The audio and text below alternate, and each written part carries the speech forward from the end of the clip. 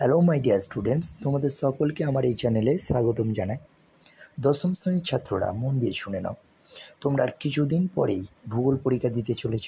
তো ভূগোল পরীক্ষার জন্য বেশ কিছু গুরুত্বপূর্ণ প্রশ্ন তোমাদের সামনে আমি উপস্থাপন করেছি, তো তোমরা মন দিয়ে দেখে নাও।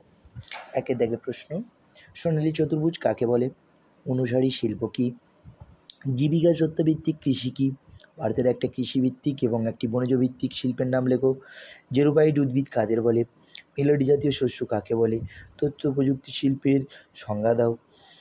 ধারণযোগ্য উন্নয়ন কাকে বলে? সোয়াল কি? ভারতের দুটি বৃষ্টিছায়া অঞ্চলের নাম লেখো।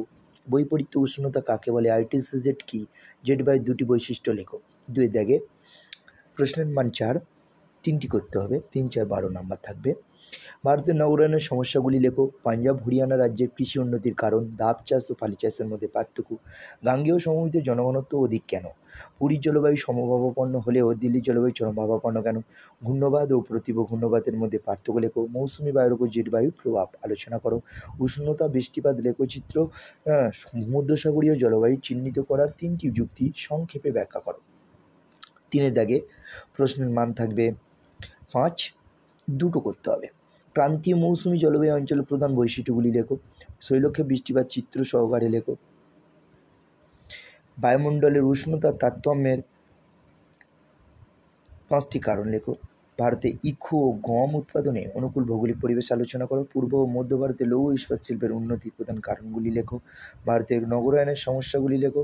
পশ্চিম ভারতের কার্পাস বয়ন শিল্প গড়ে ওঠার কারণ কী? এই কটা প্রশ্ন তোমরা খুব ভালো করে প্র্যাকটিস করে যাও। আশা করে রাখছি সামনের পরীক্ষা তোমাদের সব প্রশ্ন কমন আসবে। তো নমস্কার বন্ধুরা, যদি আমার এই চ্যানেলটি তোমাদের খুব ভালো লেগে থাকে তাহলে অবশ্যই লাইক, কমেন্ট এবং সাবস্ক্রাইব করে দিও এবং পার্শ্ববর্তী বেল আইকনটি প্রেস করতে ভুলো না, যাতে করে নতুন নতুন ভিডিও তোমরা খুব তাড়াতাড়ি পেয়ে যাও।